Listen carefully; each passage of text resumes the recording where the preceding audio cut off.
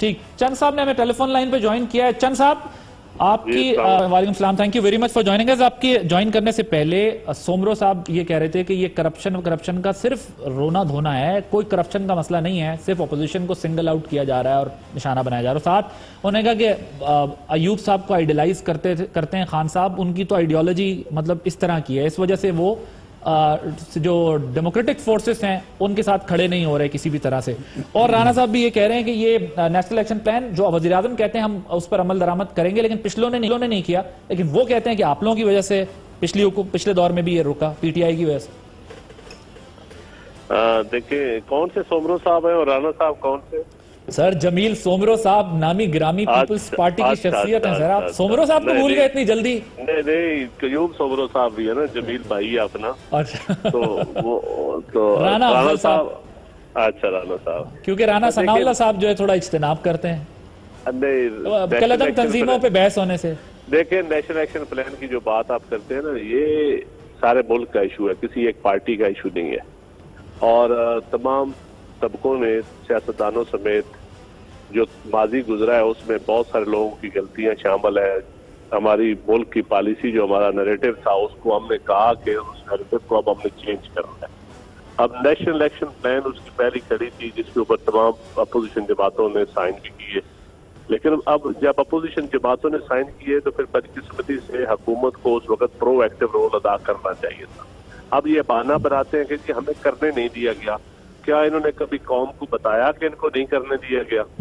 कोई एक मौका बता दें कि ये कह दें कि जी हम नेशनल एक्शन प्लान पे इस शिक पे करना चाहते हैं, इस पॉइंट पे करना चाहते हैं, लेकिन हमें करने नहीं दिया जा रहा। एक भी ऐसा मौका नहीं आया। उसमें बहुत सारी रिफॉर्म्स थी, एजुकेशन सिस्टम में रिफॉर्म थी, मदरसा में, उसमें कोर्ट्स के हवाले थी, जुडिशल सिस्टम के हवाले थी, लोगों की रिहेबिलिटेशन थी, उसमें नेक्टा को स्ट्रेंथन करना था, उसकी फंडिंग थी। एक बहुत बड़ा सब्जेक्ट था ना नेशनल एक्शन प्लान। आपने भी कई प्रोग्राम किए, हमने भी किए। अब अगर हुकूमत खुल के कह रही है कि इस पे अमल दरामद होगा, तमाम स्टेक होल्डर भी कह रहे हैं, और हमें हमारी अपनी मुल्क की जरूरत है, इंटरनेशनली हमारी जरूरत है। हमने अपने बच्चों को, आप देखिए ना भावलपुर में जो वाकया हुआ, एक स्टूडेंट ने टीचर को मार दिया, ये माइंडसेट कहाँ से प्रमाण है? इस माइंडसेट से हमने लड़ना है। ये पॉलिटिकल पार्टियों का सिर्फ बात नहीं है किसी एक पार्टी की, हमने इस माइंडसेट से लड़ना है। लेकिन सर वज़ीर आज़म तो कहते हैं कि पिछली हुकूमतों ने इस पे काम नहीं किया। अगर काम किया होता है पिछली हुकूमत ने के दौर में हुआ होता तो ये कुछ ना होता। देखिए जब नेशनल एक्शन प्लान बना तो नून लीग की हुकूमत थी, और उसमें नून लीग ने देखे ना, उसमें साइन तो सारी अपोजिशन जमातों ने की है। अपोजिशन जमातों ने तो मैंडेट दे दिया। अब हुकूमत का काम था, जहाँ पे अपोजिशन रुकावट बनती वहां भी कौम को बताती कि ये अपोजिशन नहीं करने दे रही, और हुकूमत की प्रायोरिटी नहीं थी। ये प्रायोरिटी अगर होती तो इस पे प्रोएक्टिव रोल अदा करते। ठीक, इस पे। और मैं समझता हूँ सर बिलावल साहब की ट्वीट देखी आपने? जी मैंने देखी है। जी, उन्होंने कहा है कि तफसील क्या बयान करो, 2 दफा शो में कर भी चुका हूँ, उस पर कोई कमेंट आप करना चाहें? उन्होंने कहा कौन सा नैरेटिव भाई, क्या ये? देखिए नैरेटिव तो है जी, नैरेटिव तो आप बनाना पड़ेगा, पूरी कौम का एक बयानिया बनाना पड़ेगा। ये नैरेटिव बिल्कुल मैं समझता हूँ कि कौमी नैरेटिव बनाना पड़ेगा, वरना ये हमारे मुल्क के लिए किसी लिहाज से भी अच्छा नहीं होगा। इस टॉपिक पे हमें सियासत नहीं करनी चाहिए, और ना इस पे कोई कम्प्रोमाइजेज, आपका ना कोई आप कम्प्रोमाइजेज की गुंजाइश है। इस पे आप कम्प्रोमाइजेज की गुंजाइश ही नहीं है हमारे पास। हमने बड़े बड़े कम्प्रोमाइजेज कर लिए कौम ने। हमने 70,000 लाशें भी उठाई, हमने इस मुल्क का सत्यानाश भी किया, और हमने अब ना हमने वो लड़नी है, अफगान जंग लड़नी है, ना हमने कश्मीरियों को नुकसान पहुंचाना है, उनकी आज़ादी की जंग को हमने दहशतगर्दी में कन्वर्ट नहीं होने देना। तो अब ये हमारी अपनी जंग है। इस जंग में लड़ने के लिए मैं समझता हूँ आप भी तमाम पॉलिटिकल लीडर्स को बैठ के इसका हल और एक अच्छे तरीके के साथ, जिस तरह एक कौमी यकजहती की सूरत में होता है, एक नेशनल नैरेटिव बनता है, एक बयानिया बनता है, उसको बनाना पड़ेगा, वरना जो इससे पीछे हटेगा वो कौमी मुजरम ठहरेगा। ठीक, तो सर इसका तरीका कार एक तो जाहिर है वो ये भी हो सकता है ना, जो अपोजिशन की डिमांड है कि जी पार्लियामेंट में फिर इसको डिस्कस करें बैठ के इन मामलात को। बिल्कुल जायज डिमांड है अपोजिशन की, पार्लियामेंट में डिस्कस होना चाहिए। पार्लियामानी कमेटीज को इत्मीनान में हुकूमत लेगी। नेशनल सिक्योरिटी कमेटी बन रही है, वो इसी में पहले भी होती थी, मैं खुद उसका मेंबर रहा हूँ। अब मैं समझता हूँ कि ये वो बड़ी जरूरत है। ये काम कोई अकेली पार्टी नहीं कर सकती। इस पे तमाम मजहबी जमातों का, तमाम पॉलिटिकल पार्टीज का एक पेज पे होना, तमाम स्टेक होल्डर्स का एक पेज। तो ये वजीर आजम जो ब्रीफिंग देंगे ये फॉरेन ऑफिस में क्यों देंगे?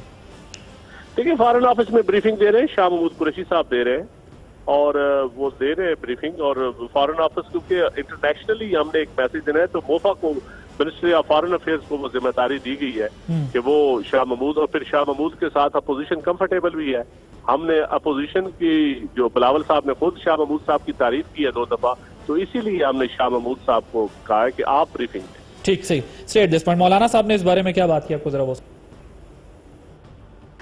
28 मार्च को नेशनल एक्शन प्लान के ऊपर अमल दरामद के हवाले से जो इजलास तलब किया है, हमारी जमात उसका बाइकआउट करेगी।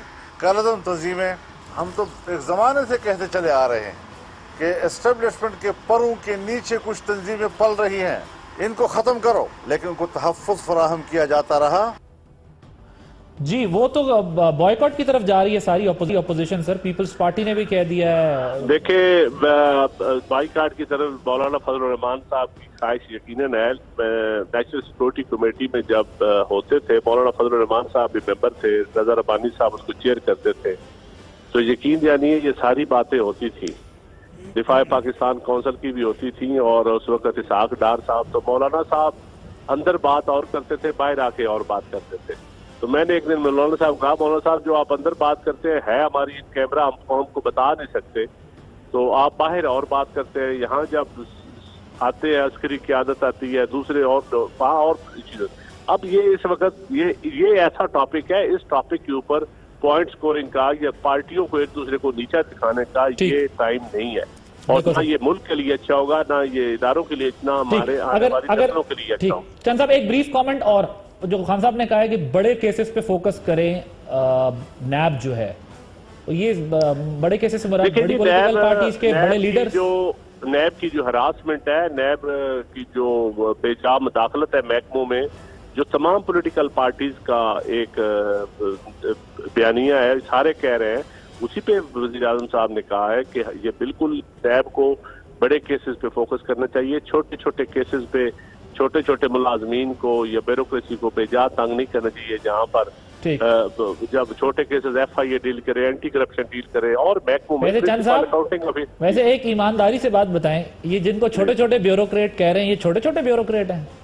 देखिए, आप ग्रेड 16 या 14 का देखिए ना, एक ऑडिट पैरे के ऊपर जो होता है ना, आपको पता होता है ऑडिट पैरे के ऊपर अगर नैब एक्शन ले तो उस ऑडिट पैरे ने पब्लिक अकाउंट्स कमेटी में जाना होता है, फिर उसे सेटल होना होता है। तो अगर ऑडिट पैरों के ऊपर क्रिमिनल प्रोसीडिंग स्टार्ट हो जाए, वो अच्छा नहीं होता। हर डिपार्टमेंट की पहले डिपार्टमेंटल इंक्वायरी होती है, डिपार्टमेंटल इंक्वायरी या हुकूमत रेफर करे केस, या डिपार्टमेंट करे, या पब्लिक अकाउंट्स कमेटी करे, या कोई स्टैंडिंग कमेटी रेफर करे, फिर केस बनता है। ये लॉजिक है। ये सुओ मोटो, हर एक ने सुओ मोटो अपना इख्तियार समझ लिया, इस तरह नहीं होता। नहीं सर, लेकिन मौजूदा जुडिशरी को आप ये क्रेडिट दें कि उन्होंने पहला सो मोटो 100 मोटो लिया, उन्होंने 100 मोटो अभी तक नहीं लिया chief justice of Pakistan. Credit Khosa साहब को जाता है, तो उन्होंने इखबारी अदालत नहीं जो है वो नहीं लिया। एक ब्रेक लेंगे, ब्रेक के बाद जब वापस आएंगे, बॉयकॉट कर रही है ऑपोजिशन या जाएगी उस इजलास में?